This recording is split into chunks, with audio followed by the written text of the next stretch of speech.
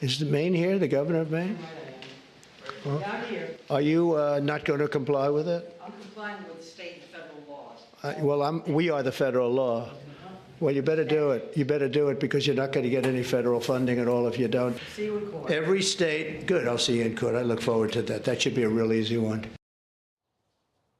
President Trump looking to end his dispute with Maine Governor Janet Mills once and for all and demanding a, quote, full-throated apology from the Democrat mayor who has been silent on protecting women's sports before fully restoring federal funding. Joining us now is Maine State Representative Laurel Libby. Representative Libby, thank you for joining us this morning. From the outside, it kind of looks like Janet Mills completely folded in the face of President Trump's threats, but I think you have a slightly different and perhaps a better informed view of it. Governor Mills is trying to pull a fast one here. She has no intention of removing biological males from girls' sports in Maine. We heard this last week that the University of Maine system has said that they will comply with Title IX. But guess what? They've never had biological males participating in girls' sports. It's actually at the high school level, not the college level, where we've seen biological males participating in girls' sports in Maine. And Governor Mills, the Democrat majority in the Maine Principals Association, have no intention whatsoever of changing their policy, let alone apologizing to President Trump. Okay, so that's absolutely mind-blowing. So the problem is actually even worse than what we think because it's, at the college level it's bad, but the idea that it's at the high school level is even worse.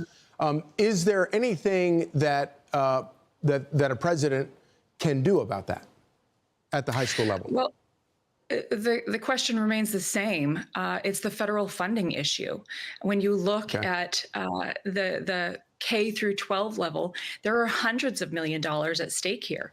And that's the level where we need to see the Trump administration taking action and absolutely following through on their promise, unfortunately, to take federal funding and ensure that Maine does not receive that. It's the only way that Maine girls will see a fair, safe, and level playing field.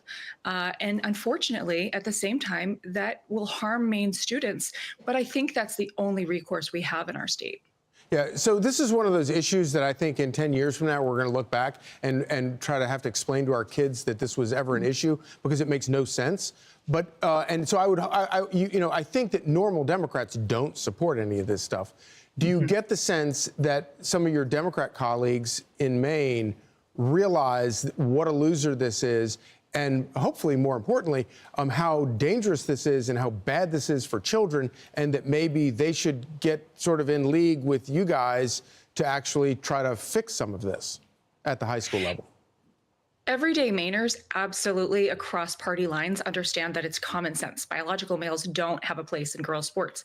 Unfortunately, at the legislative level, we don't necessarily see that same response.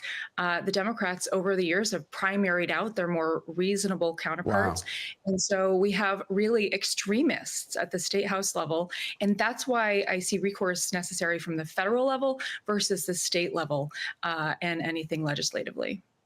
Well, thank you so much for putting up the good fight and keep us informed on how things are going up there in Maine. This is not how our political leaders are supposed to be behaving. Thank you so much.